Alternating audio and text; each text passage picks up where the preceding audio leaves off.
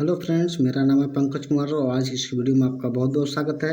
आज जो है हम आपके लिए लेके आए हैं क्लास 12 का जो है पोइट्री लेसन नंबर 2 और इस लेसन का नाम है an elementary school classroom in a slum. जो ये लेसन का नाम था वो एक प्राथमिक विद्यालय था, प्राथमिक स्कूल था जो क्लासरूम इन इस्लाम, जो एक बहुत गंदी बस्ती में ये स्कूल था, मतलब बहुत गंदी इस्लाम में बनाया गया था। इसके बाद जो है आज हम आपको इसका जो है एक्सप्लेनेशन और रेफरेंस कॉन्टेस्ट आज सबको एक एक कॉन्सेप्ट आपके मन से दूर कर देंगे। फ्रेंड्स, यदि आप मेरे चैनल पे भी नए हो तो प्लीज़ मेरे चैनल को लाइक एंड सब्सक्राइब करें। इसके बाद जो है हम आपको पहले से बताने वाले हैं कि आपके बुक में जो दिया है कि I explanation with the reference to the context of the following sentence stanza. उसमें पहले आप बुक को ओपन करेंगे, देखेंगे एक्सरसाइज नंबर खोल के कि फॉर फ्रॉम करके डैश डैश करके दिया होगा अदर देन दिस।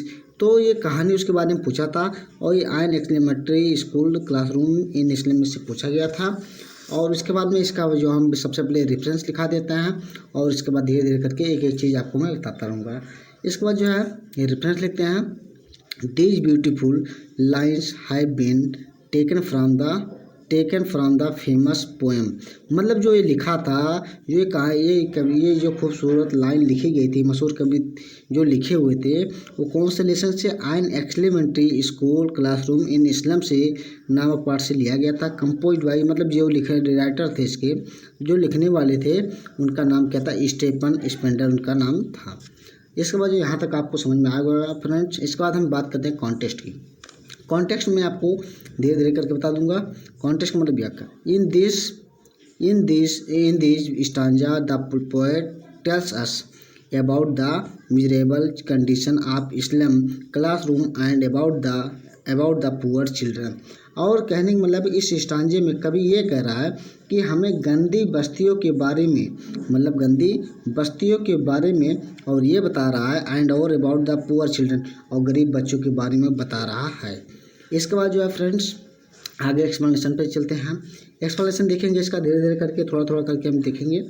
इसके बाद कह रहा है हियर द पोएट। आप जब भी एक्सप्लेनेशन किसी भी स्टांजे किसी भी लेसन का लिखेंगे तो आपको इतना लिखना पड़ेगा, चाहे जब भी लिखेंगे आप किसको लिख देंगे तो यह है कि इसके लिखावट जो है अधिक अच्छी मानी जाएगी, बहुत अच्छी मानी जाती है और ये लैंग्वेज बहुत अच्छी होती है। तो यहाँ इसलिए इतना लिखा जाता है, किसके द्वारा लिखा गया, तो हियर द पोएट मतलब पोएट के द्वारा लिखा गया, कवि के द्वारा।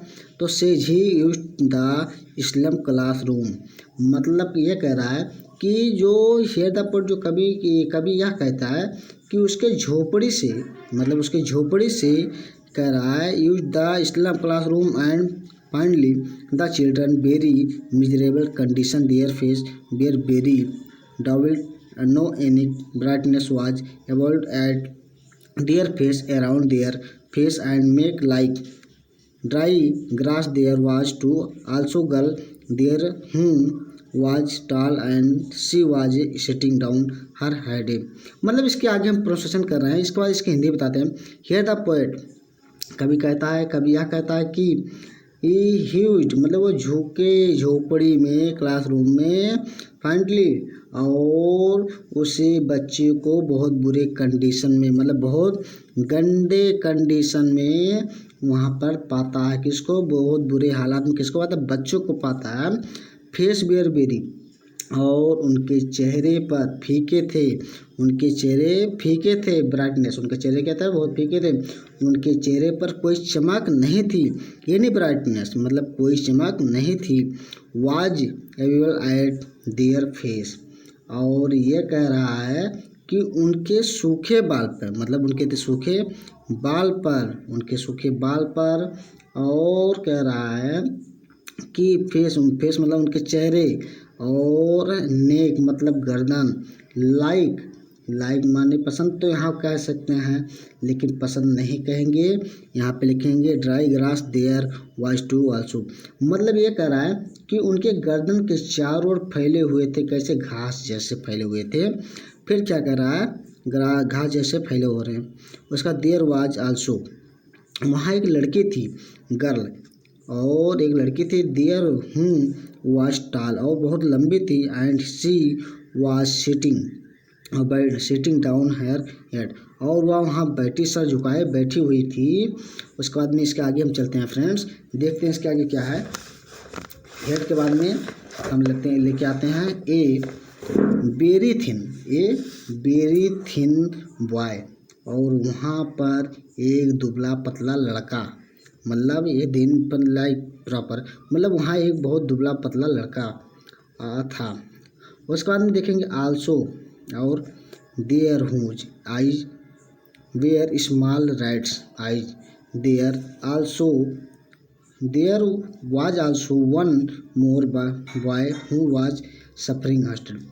मतलब कह रहा है यहाँ से देखिएगा हु आइज, और उसके क्या थे, जिसकी आँखों पर जूं की तरह बहुत छोटी थी, उसकी आँखें मतलब चूहे की तरह कैसी थी, बहुत छोटी थी। उसके बाद क्या कर रहा है देखेंगे, इसके बाद जो कह रहा है कि वाज सफरिंग स्प्लिट बोन्स और रिप्लाइंग हिज फादर्स, और उसके पिता का वो अपने लड़का जो था वह अपने पिता के जो है अपने पिता की गर्दन को गठिया की बीमारी की तरह सहला रहा था। ऐसे क्या होता है, सुलझाना होता है ना, इससे पिता को डबड़ते हो पाए ना, वही चीज़ कह रहा है कि उससे क्या कह रहा है, सुलझा रहा था।